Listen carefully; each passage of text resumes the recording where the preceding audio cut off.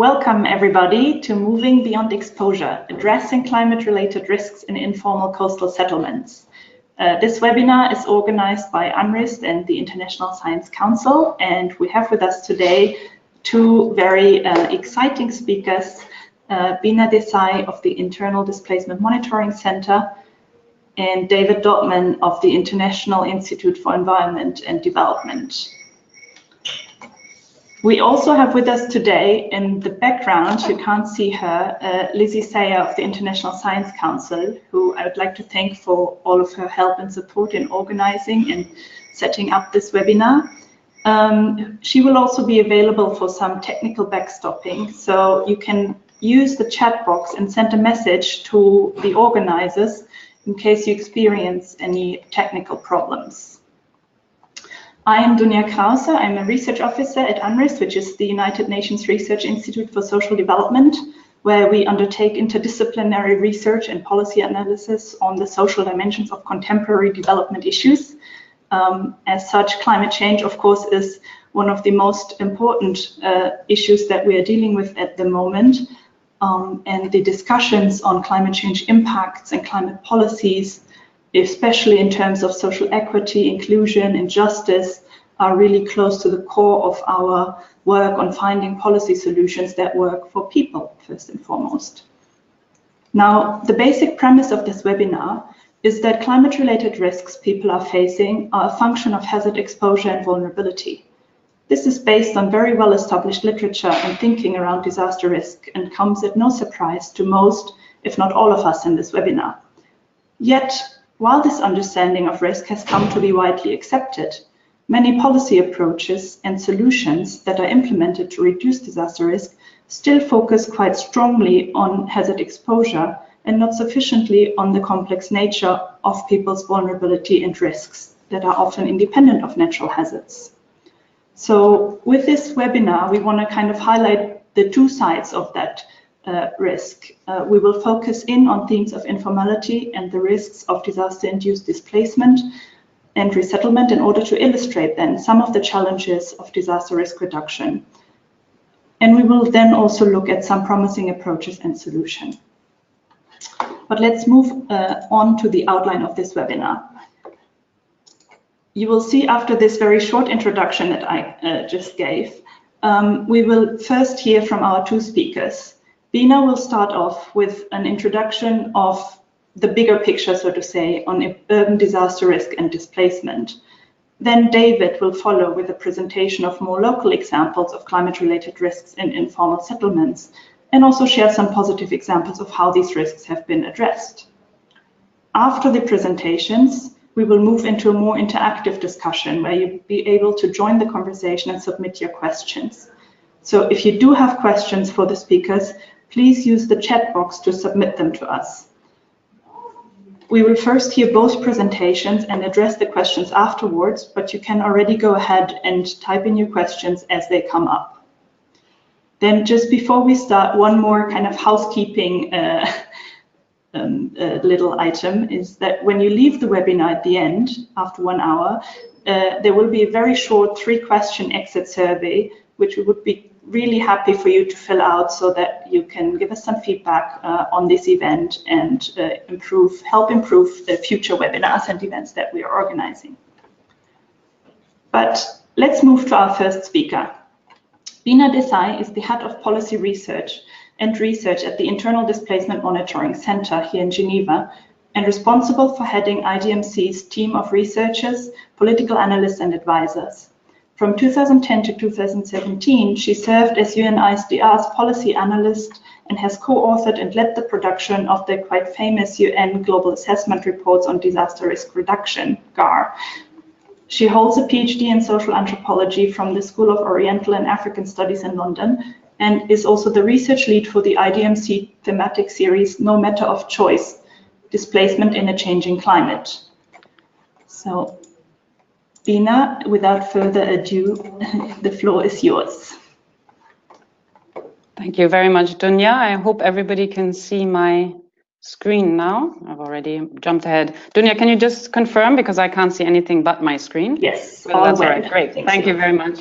All right, thank you very much, UNRISD and Dunya, for having us, IDMC, and myself here today on the webinar. It's a great pleasure because UNRISD and IDMC are also working together in the Risk Nexus initiative that is looking particularly at the nexus of disaster risk and other types of risk drivers, impacts, including displacement. And this is really where IDMC's particular focus lies. So I'm going to, as Dunya said, talk a little bit about the big picture, particularly with a focus on displacement and looking at the evidence base that we currently have, and maybe also highlight a few points that are still missing that we believe are the basis really for effective policy response and for what we're trying to discuss today in terms of addressing risks really in the context of climate change. So IDMC has been looking at displacement and particularly internal displacement since 1998, but it was set up to look at conflict displacement initially, but then since and over the years increased its coverage, its global coverage. And in 2008 started also adding to conflict displacement the monitoring and analysis of disaster displacement. As you can see from this slide, this is the point where we realized internal displacement and forced displacement is really a truly global phenomenon. And every year we present our global figures, but also in-depth research in our global report. And every year we come up with this kind of map that shows that the majority of displacement really internal displacement is triggered by natural hazard events, by disasters. So this is a map from last year, but we're in the process now of finalizing the figures for 2018, which we'll publish in May. And it's again around 17.3 million displacements, new movements in the context of disasters. And of these, the majority every year are weather related, climate related. Again, for 2018, which we'll publish soon, 93% of the displacement events and people on the move were related to weather-related disasters, and particularly floods and storms. As you can see here, for last year, it's been particularly storms.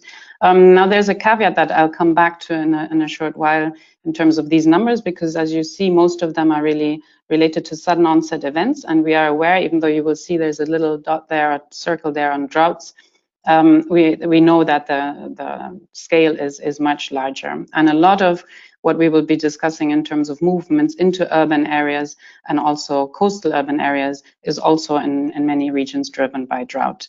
But we've realized we shouldn't just be monitoring existing displacement and existing events. And as Dunya was saying in her introduction, even though for this audience listening today, it might be not a surprise and might not come as a surprise that these types of impacts, including displacement, are a function of vulnerability and exposure as well as hazard. In the displacement community, this understanding isn't as clear or let's say not as part of the debate as it should be, we believe. And so we developed the first displacement risk model in the context of disasters using the, to you, quite common and known functions, and adapted the UNRISD existing global assessment, global risk assessment model to actually account for displacement risk. And here you will see that if we look at the displacement risk, both in terms of absolute as well as relative terms, it's highly concentrated, but again, it's a truly global phenomenon, as I mentioned earlier, but then concentrated in Asia, and particularly also East Asia and the Pacific. And then we have, similarly in a sense to other types of disaster impacts and disaster risk levels, such as, for example, economic loss risk, a difference between absolute and relative risk. So absolute risk is really, in terms of the numbers of people at risk, is really concentrated in East Asia and the Pacific as well as South Asia. But if we look at relative risk, it becomes clear that compared to economic loss risk, for example, the majority is really in small island developing states, but also in low and lower middle income countries. So having an understanding of risk of displacement risk is really, in a sense, the first step of getting a true sense of the phenomenon. But at the same time, these global numbers and national aggregates hide subnational differences, and these are quite significant, in particular of interest, of course, to us when we look at urban risk and urban disaster risk impacts, including displacement risk. So this slide, probably in the size that you see, will not show you much, but it's basically our first attempt of trying to really define and identify urban risk hotspots. And there are tiny little red dots there that will show you that, again, it's quite spread out, but there are a few areas where it's highly concentrated, some of which are in coastal, low-lying regions and cities. And we can, with that, also really drill down and deep into much granular data and see at the city level within cities where the hotspots are. Here's the example of Dhaka in Bangladesh. These are really first attempts, so these maps are not quite sophisticated and nice yet, but ones that we are now developing further and that we think are critical to really move ahead on the displacement agenda. But there are a few gaps that I'd like to just highlight and that we can then discuss a little bit further in our debate after the presentations. It's really about, a lot of what I just talked about in terms of the absolute numbers, the risk, etc., is associated not just with sudden onset hazards, but also with quite direct functions of, say, housing destruction.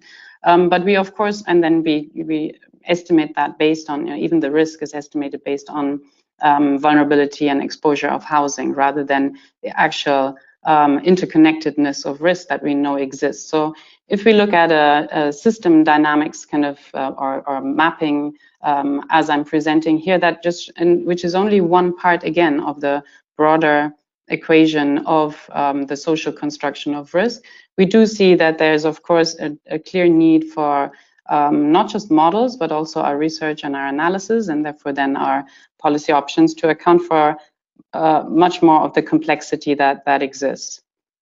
So, for example, what we need to be looking at now is really to understand much better how urban change itself, for example, increases displacement risk. So we've been starting to look at that in the context of our global report, but also a research series that we've dedicated to that. And I think it'll be interesting to hear, of course, from David on some of the solutions, but we've been starting to see and unpack, particularly in the Asia and Pacific region, the role, for example, of social protection, of incentives within labor markets, etc., in mediating displacement risk in urban areas.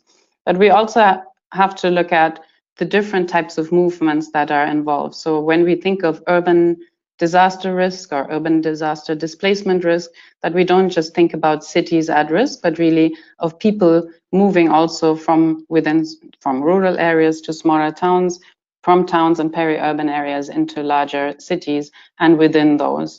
And then finally, to really also, and this is again something probably I realized that in the size of the slides that you can see, you won't be able to decipher, but really to understand the multidimensional impacts of disaster risk. And displacement itself is just one dimension, but within then urban displacement, there's a number of dimensions of social living, of local economies that are impacted in a variety of ways. And we've started unpacking those and believe that's really, in a sense, the first step towards making the case for investing in disaster risk reduction and displacement risk reduction in cities. For municipalities that are struggling with a range of competing investment priorities and policy priorities, and we now need to move, we believe, to creating evidence for incentives rather than just highlighting the problems, really pointing to solutions by going into these different dimensions of societies, of economies, and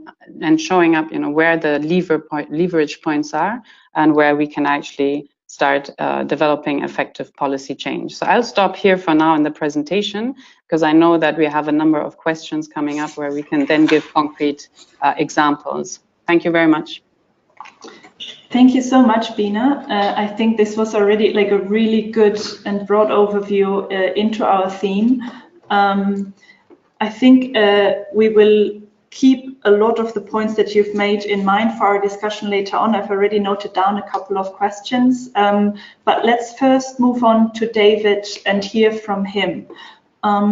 So David Dotman, as I mentioned, is the director of the Human Settlements Group at the International Institute for Environment and Development, and also a senior teaching fellow in the Development Planning Unit of the University College London. He works in the fields of urban geography, international development, and climate change. He's worked with Southern civil society organization, local and national governments, and international organizations in Asia, Africa, and Caribbean. and has also recently been appointed as the coordinating lead author on cities, settlements, and key infrastructure for the 6th assessment report of the IPCC. So without further ado, David, the floor is yours. Great, thanks, Tanya. And can you just confirm that you can hear me and you can see my slide? Yes, all fine, thank you. Okay, great. Good morning or good afternoon, everyone, depending on where you are. Thanks to UNRISD for organising this webinar, and thanks to Bina for a very interesting start to the presentations and discussion.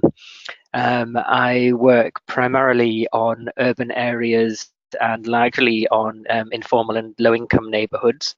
I also work quite a lot on climate change risk and climate change adaptation. So I'm coming from a slightly different perspective from Bina, and I think that actually makes a very complementary set of presentations. Because when I talk about displacement, it tends to be about displacement within urban centres, thinking about the ways in which people who live in low-income and informal neighbourhoods may be positively or negatively affected by either forced displacements or might choose to move, and thinking about the different factors and forces. And for the purposes of this presentation, largely those related with hazards that might shape that. So I'm going to be talking through the ways in which either approaches to neighbourhood upgrading or approaches to relocation of people living in low-income and informal neighbourhoods are relevant when looking at hazards, exposure, and vulnerability. And as Dunya started out with, that we're using the framing that looks as risk as a function of hazard, exposure, and vulnerability. And if we're looking particularly at low-income and informal neighbourhoods in coastal zones, then obviously all three of these components of risk are very relevant. And they are relevant, and they're going to get ever more relevant in the context of future climate change. This is the most recent report that has been produced by the Intergovernmental Panel on Climate Change, that's looking at the ways in which we can limit global warming to 1.5 degrees above pre-industrial levels, and looking at what the impacts will be if there is a failure to reach that 1.5 degree target. And just to pick out a couple of quotes from that report, the first really highlighting that global warming of 2 degrees is expected to pose greater risks to urban areas than global warming of 1.5 degrees. So if we're thinking about the types of neighbourhoods in informal settlements in coastal areas, then that's obviously relevant there. But also the high confidence in the statement that's made that the extent of risk depends on human vulnerability and the effectiveness of adaptation for regions, including coastal and non-coastal regions, informal settlements, and infrastructure sectors. So we can see here that the most up-to-date scientific assessments really highlight that the future risks are significant, and that they're significant in urban areas, that they're significant in coastal areas, and that they're significant in informal settlements. So I'm going to look briefly at the hazards and exposure in coastal settlements. The 4 graphs on the left are different projections for sea level rise by the year 2100. Even in the most conservative climate change scenario, the one in the top left, the RCP 2.6, there's anticipated sea level rise of between 30 and 70 centimetres. And then in the worst case scenario, the one in the bottom right, the potential for sea level rise of up to about 1 metre. And of course that's significant not just because of the height of 30 centimetres or the height of 1 metre, but because all the existing hazards that are faced are going to be on top of that additional level of height of the sea level, so high tide, storm surges and the like. And I think Bina's slides and maps showed it more nicely, but I mean, it's just to really highlight the point that particularly in South and Southeast Asia, how many of the large urban centres and how much the population density is concentrated in coastal areas, which means that this is significant. But if we zoom down to a lower scale, and here's the maps on the left are from Jakarta.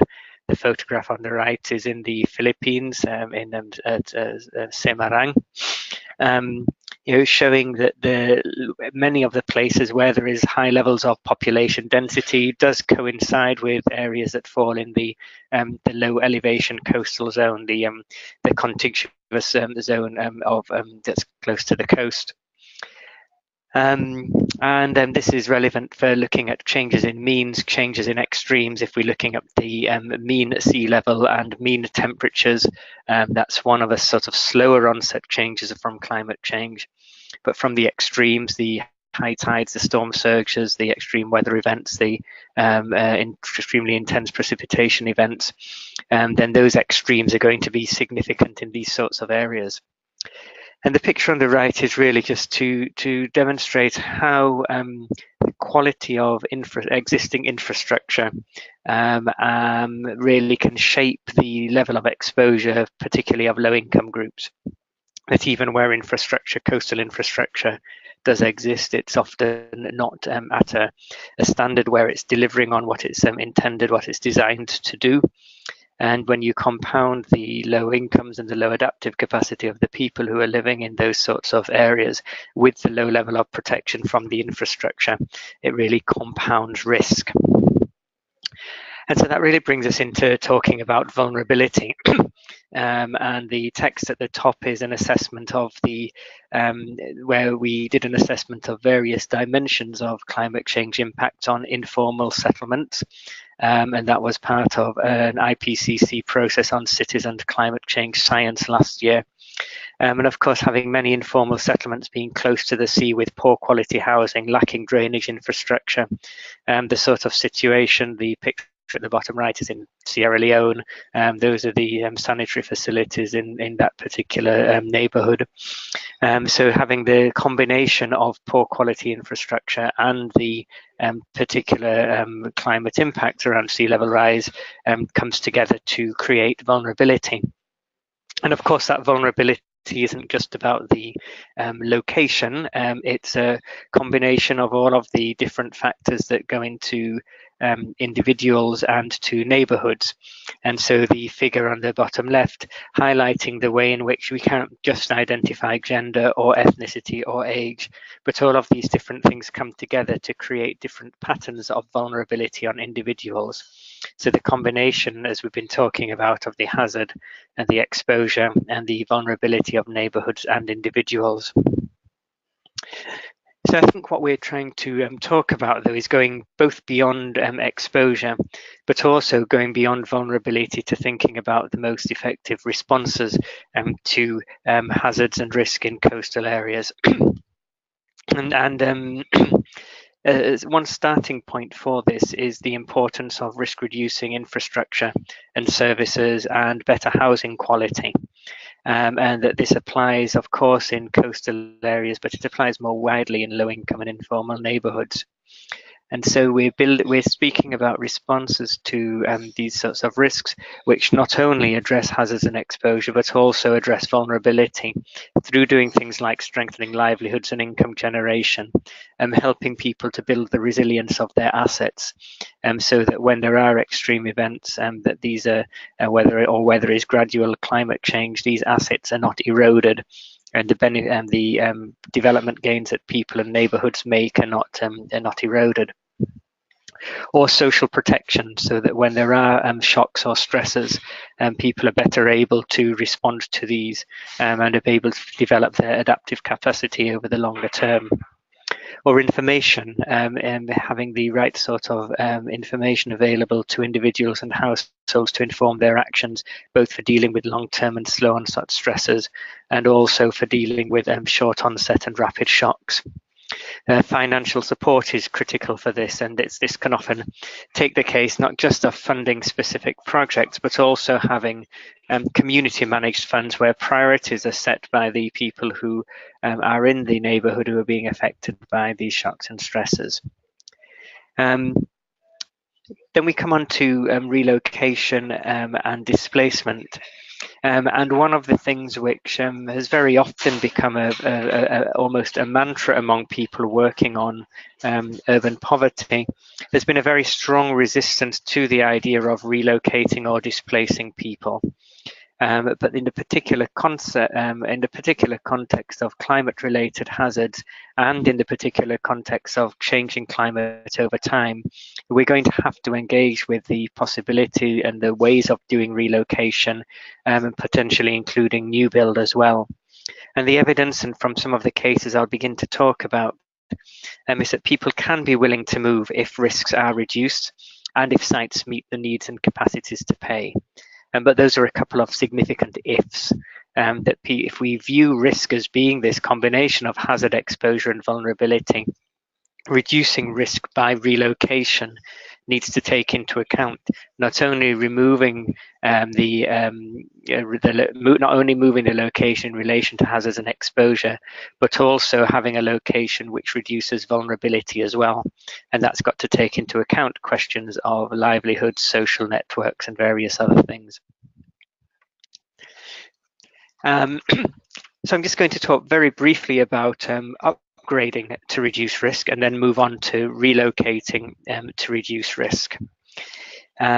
Firstly, this is very much a work in progress, and this is just an attempt at mapping some of the ways in which the upgrading of informal settlement contributes to a range of outcomes that reduce risk.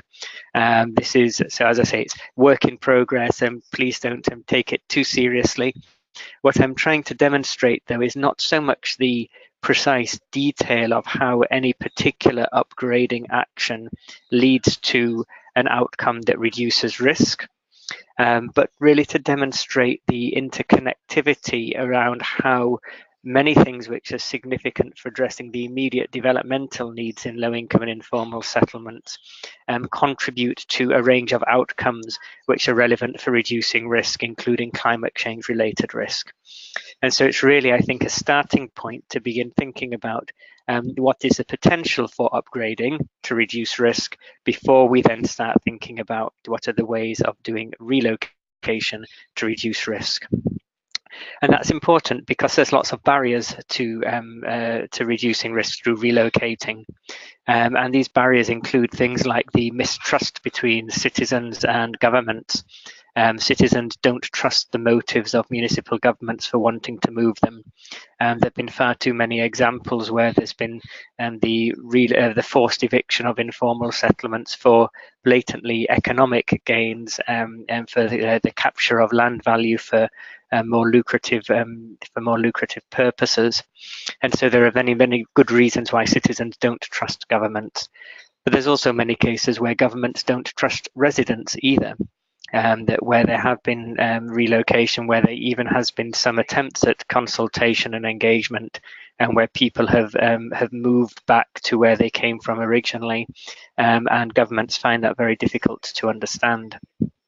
There are financial barriers that, of course, if land is located centrally, it's going to be sought by investors, and also where the land where people are often relocated to, which is cheaper, doesn't meet the needs of residents. It can be a long way away from income earning opportunities. It can be a long way away from social networks.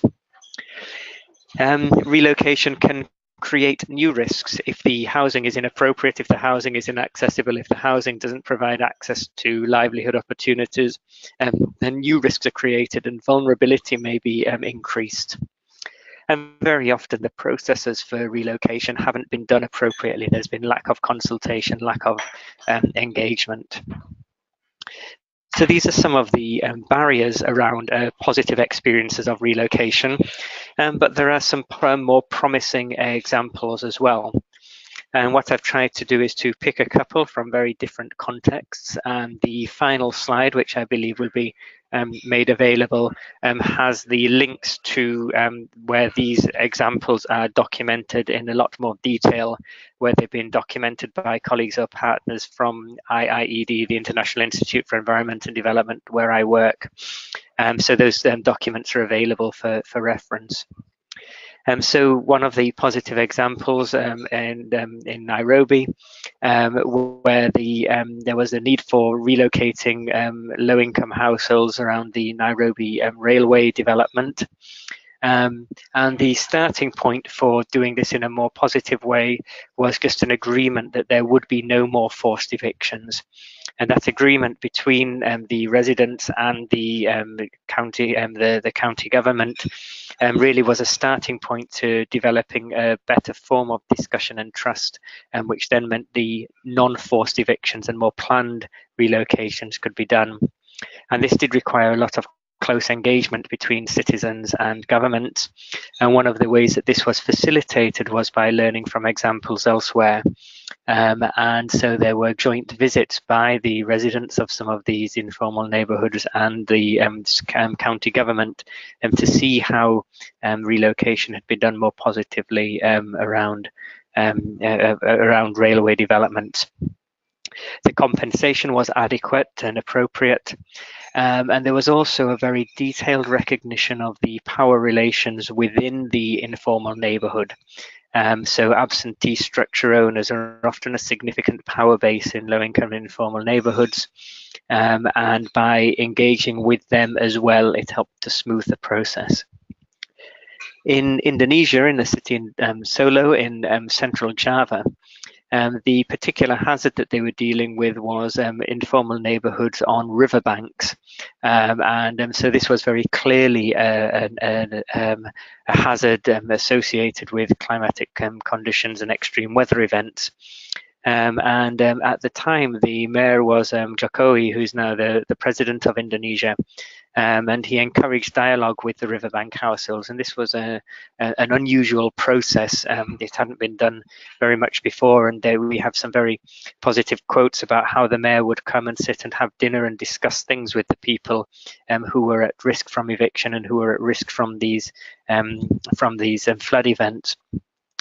And there was a strong element of choice in this one as well, that then there was people who were able to choose and purchase their land sites in safer locations. It wasn't just that people were moved to another location that was seen as being more convenient by the authorities. There were locations that people were able to choose, and they were supported in this by things like services and the provision of services and the provision of official identity documents. The challenge here, though, I mean, there were attempts to replicate this process elsewhere in Indonesia, which didn't always work, which I think highlights the context specificity and just the sheer difficulty and slowness of the process. So to conclude then, what might we see as some of the emerging principles? Well, firstly, the importance of consultation and engagement at every stage, from the conceiving of the idea that a relocation may be necessary, identifying the hazards, identifying the needs and priorities, thinking not just about the exposure to physical hazards, but thinking about the needs around livelihoods and social networks and how access to these is significant as well for people. If we're taking a more future orientation that includes climate change, it's very interesting to look at how knowledge and maps can be co-produced by the residents of neighbourhoods that are exposed to hazards, and by a more technical or scientific approach. And this is significant, I think, because of at least partly the level of mistrust between citizens and official authorities.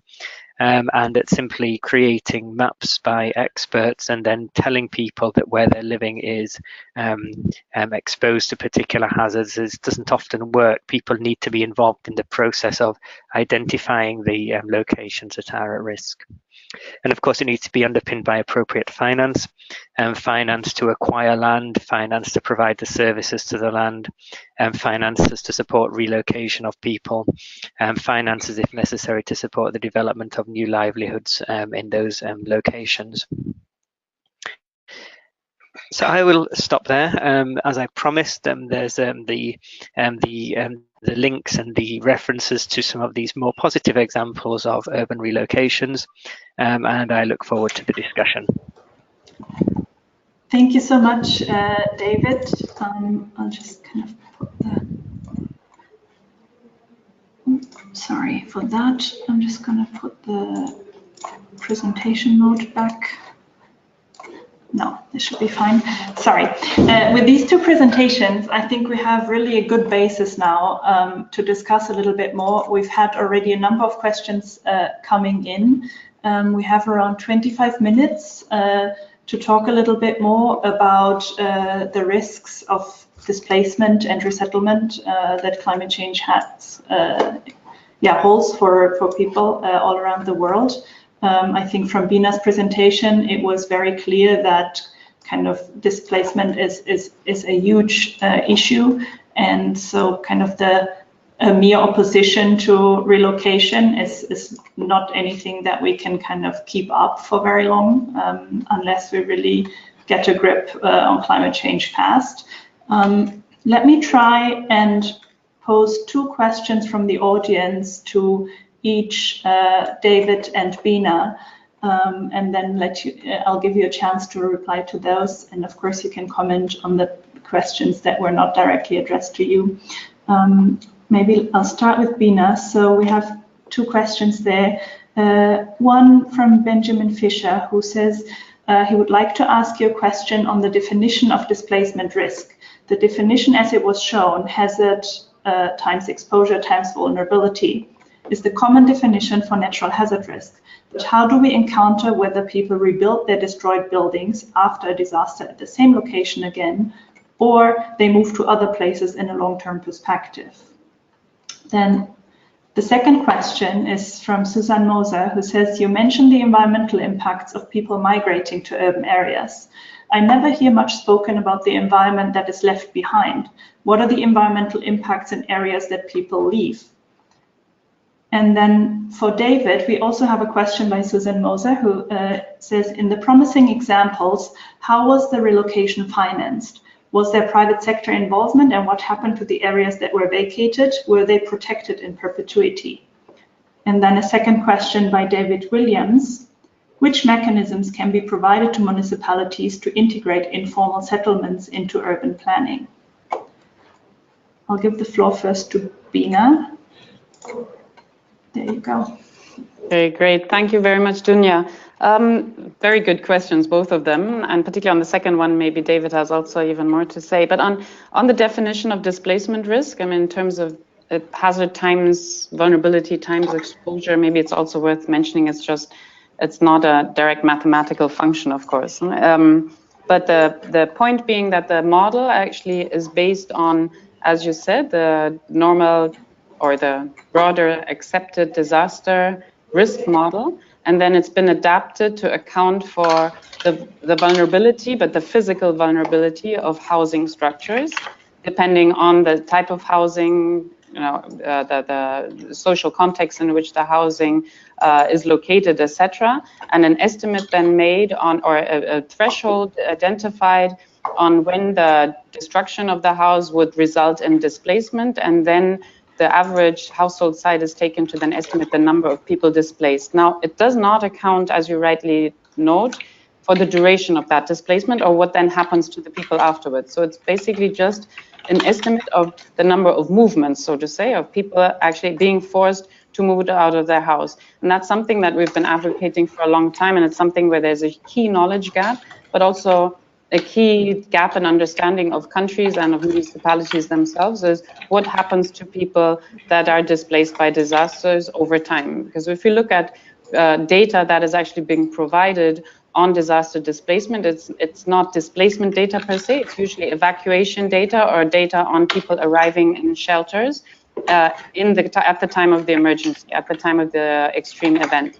But then a few days later, a few weeks later, and then months later, there's no data to be found anymore. So that's a key gap, and it's a gap that we believe would be in the interest also of, as I said, local governments, but also national governments to fill and actually start owning that data, and for communities themselves to understand what the average duration of displacement is, what the rate of return is, or of then in fact local integration elsewhere, resettlement elsewhere, or local integration in those cities or areas where people have been moving to at the time of the event. So that's a critical gap that we're seeking to fill. And then on terms of the gap of the information of the environment in the sense of that's been left behind, of the communities left behind. That is indeed something that, in terms of the numbers, there is very little data available, but it's something that is being complemented, and there are studies of more qualitative nature in terms of impacts of displacement, of people moving away on local economies, but also on service provision within areas where there's out of which there's mass displacement. But equally also, I think it's important to notify that under a definition of displaced populations, we would also count those that are actually at risk and suffering, but are not able to move. So be it in a conflict context where you would call it a besieged area, but also, of course, in the context of particularly also slow onset displacement, you have increasingly communities who are becoming immobile because they actually don't have the resources to move away.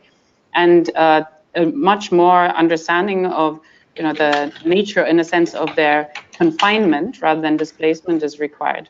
I'll stop there. Thank you. Thank you. Yeah, thanks for the questions. I mean, I think that the Bina's second question, which I'd like to pick up on a little bit, is very pertinent, because I think it really gets the nub of the issue is that thinking about urban areas or source areas, urban areas and rural areas as separate and distinct, source areas and destination areas as separate and distinct, is more problematic than that. I mean, there are multiple and ongoing links that take place between people who have left and people who remain behind, between the environments that are left and the environments that people go to. And I mean, depending on the type of driver for displacement, people do return, or members of families do remain, and the links between a particular hazard and mobility are not always that clear. That the ability to move, particularly to move to an urban area, is dependent on having resources, and so having seasons of agricultural deficit, where crops are hard hit, can be a barrier to people moving rather than an incentive for people to move. So I think I mean, without giving any clear answer, I mean, it's about the complexity of those relationships. The finance varies depending on the situation, and the Kenyan example, because it was land that was needed by the railway, was being financed through the railway. Where you have a physical hazard, where it's not necessarily the gaining of any economic value from the land that is being vacated, then it's harder to identify where that financing should come from. The most successful examples around both upgrading and relocation are when there is some sort of combination of a blending of funds from different sources, which often includes community savings, even if they're a relatively small proportion of the total financial amount. They can be a significant in terms of mobilizing finance to get access to other funds, and to then involve the people who are most affected in the decision making. Whether the areas remain protected, the example in Indonesia is interesting because it partly involved the relocating of the roadways alongside along the riverbank, so that previously it had been the road, then the settlement, then the river, and simply by realigning it so that it was the settlement, then the road, then the river, meant that people didn't have to move too far, and meant that if there was flooding, it was a roadway that was flooded, which is an inconvenience rather than a direct loss of life and property that takes place. And I think there are other good examples from Latin American cities where the amenity value has been enhanced by people. Both the protection value and the amenity value has been enhanced by creating riverside and coastal parks, which have then provided an incentive, ideally, to people to value these new areas that provide these dual functions. The final question about the mechanisms that involve low-income and informal neighbourhoods in urban planning is a really good one, because I think it's critical to having an agenda which meets the needs for all residents. It's critical to having people involved in and supporting the decisions that are made around planning. I just suggest 3 or 4 elements that seem to be significant in that sort of mutual organisation. The first can be around the co-generation of data. That where you have organised communities who are generating data on the number of dwellings, the number of people who are living in those dwellings, the livelihood facilities, the sanitary facilities, the overall quality of basic infrastructure. Of course, many municipal authorities don't have the ability to generate that sort of data for informal neighbourhoods.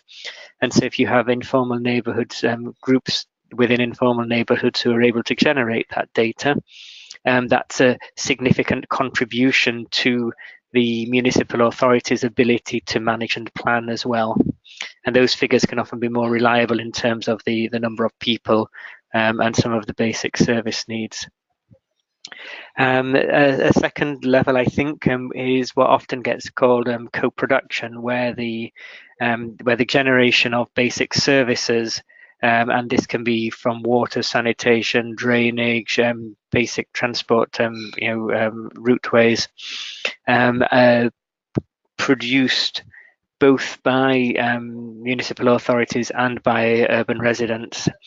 And that co-production, if it's done appropriately, can be a way of municipal authorities being able to extend what they do into neighbourhoods that they may otherwise not have the resources to address, but also join them up with larger infrastructural projects. And of course, it's not possible for large drains or large roads to be done by community labour, but it's very possible for that to be done in informal neighbourhoods where the discussions and decisions are made locally. And then the other one, I think, that's a critical mechanism for this shared urban planning is around shared decision making around finance. And there are good examples of funds, municipal funds that are set up that bring in grant funding, municipal funds and community savings. So there's an investment from multiple directions. And if the decision making around how those funds are spent, and there's examples in Uganda of the municipal development funds in Uganda that have done this, and where the decisions about how funds are spent is shared between the different sources that have provided those funds. And so that shared decision making, I think, is a very good basis for a broader mechanism for joint urban planning. Okay, thank you very much, David and Bina. We do have quite a range of questions still coming in. I'm not sure that we'll manage to address all of them in the remaining approximately 12 minutes or so. Just to let you guys know, one question came up several times. We will make available the recording of the webinar, so you'll also have access to the slides from there. And we will try and address some of the questions that we can't address right now in kind of a follow-up short blog post or something similar. Because I think now we're really, I'll have like another set of 3 or 4 questions and give you both time to answer, but I think then we'll start to wrap up probably. So there are a bunch of questions that were not specifically targeted to either of you, so feel free to pick and choose from there. We have Azinwin Gomnkwa asking, for a community that is largely agrarian, what would you propose as a response to disaster? We have then Nicola Tagliarino asking, can you talk about whether or how securing or formalizing land and resource tenure and property rights can function as a mitigation and adaptation solution? And then Dina Tayed asking, what is the role of political context in shaping people's abilities to respond to their vulnerability? Do you have any evidence that communities living within democratic or authoritarian systems have different exposure and capacities to adapt or to move as a form of adaptation? Bina, do you want to start maybe? All questions that require a little bit of thinking, I do think, but let me go and build in maybe a few points that I was also thinking about while David was talking, without maybe going.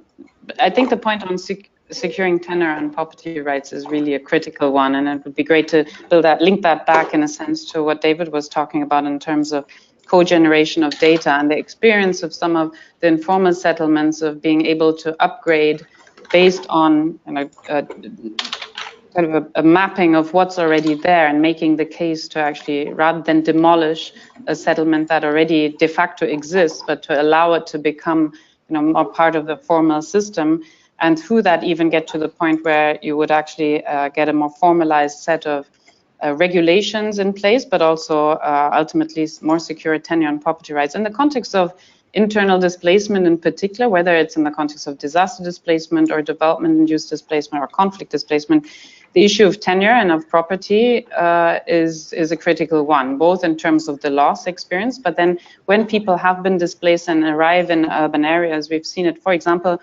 in a multi-hazard context, and let's choose a different region now, like in Mogadishu in Somalia, where we've seen actually significant risk of onward displacement of already displaced populations who've moved into Mogadishu through a combination of drivers of drought, resource scarcity, resulting conflict, other types of conflict, actually forcing people to move. And then they arrive in a city environment that actually does not allow them to access or enable them to access not just livelihood opportunities, of which there may be more, but then actually secure tenure, be it rent, the opportunity to rent, or actually access property in the long term. There the new solutions towards actually developing types of more flexible, but also more kind of prospective tenure agreements and regulations is critical to what in the displacement community would be called durable solutions for those people. So it's in terms of preventing displacement, but also in terms of addressing an existing displacement crisis, really a critical issue. And I think the provision, it's I guess for all municipalities, it's a key challenge, the provision of housing per se. It's kind of it's something that we have even in countries where there is not direct disaster displacement risk. We do have a housing crisis, and so access to tenure and property is again critical.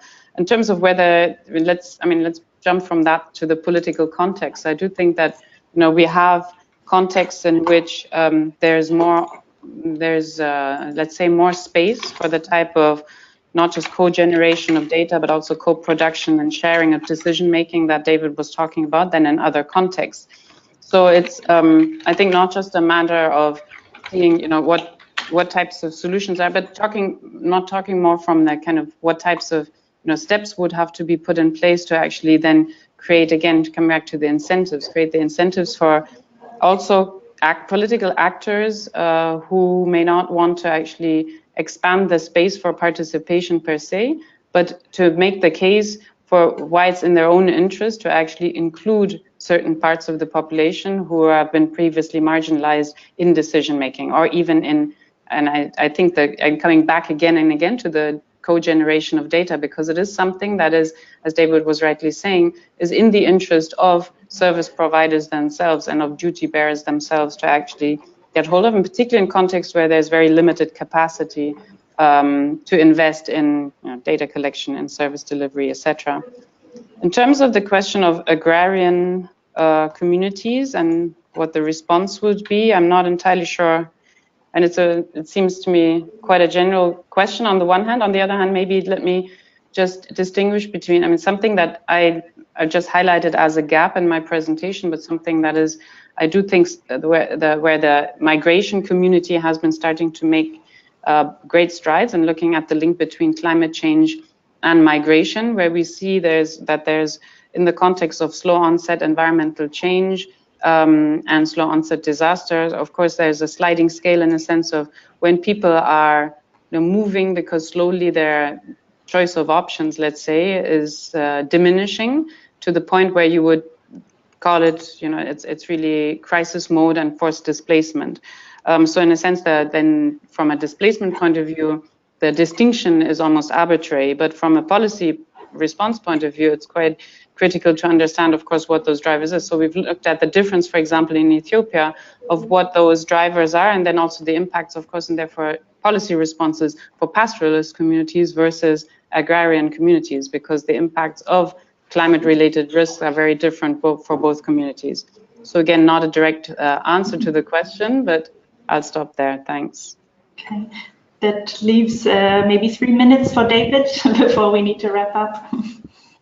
Yeah, I mean, I think the political context question, which actually links with a more demographic question as well, is very significant.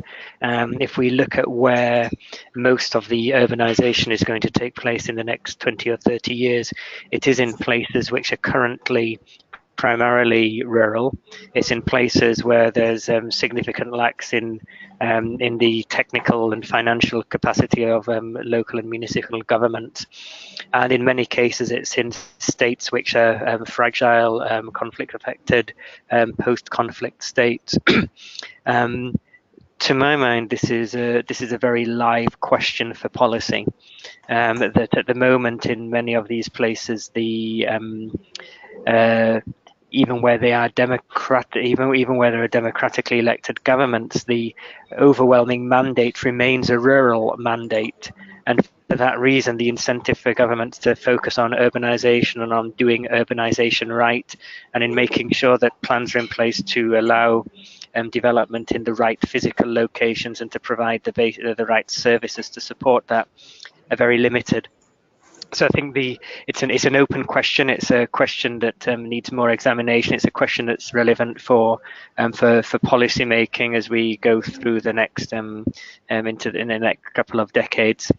And where we do have evidence, it's as Bina said, that very often when we find in fragile situations that people who have moved into cities move again and again and again, that it's very difficult for people to achieve stability, and one of the questions I think needs to be about how to support that stabilization of people who have already been displaced as they get into urban centers. Briefly on the land and tenure issue, there are all sorts of benefits that accrue from people feeling secure in their tenure, but also it's very clear that there's not a single model that works for everything, and it's very clear that it's not just about formal titling. There are a range of other ways in which people can be confident that they're not going to be evicted, and be confident that making investment in the quality of their shelter is a worthwhile thing to do.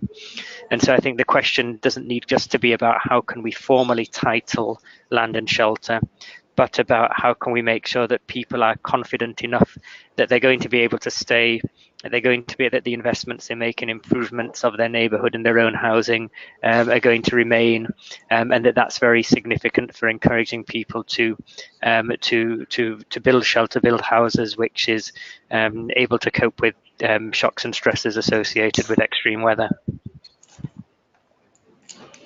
Yeah, thank you very much, David. Thank you to all the participants who submitted questions. Apologies to those questions that we couldn't address right now. I think what Bina and David have stressed quite well, and what really complements each other well, is really the challenge of climate change and the stresses that causes in terms of displacement and resettlement. And I think for us, it also is a good illustration of how actually quite a range of social policies, maybe related to housing and tenure, to social protection, to water and sanitation, etc., education, need to work hand in hand with kind of a lot of the more emergency management and really kind of risk-focused approaches to tackle climate change. I think it was really helpful to have you two discuss this issue with us. Thank you both very much. If I could just ask everybody before leaving to take a quick minute to fill in our short survey. It's just 3 tick questions. That would be very helpful. Yeah, thank you also to International Science Council for facilitating this webinar, and hope to see you all again for our next event. Thank you. Thank you very much. Thank you. Bye-bye. Bye-bye. Thank you. Goodbye.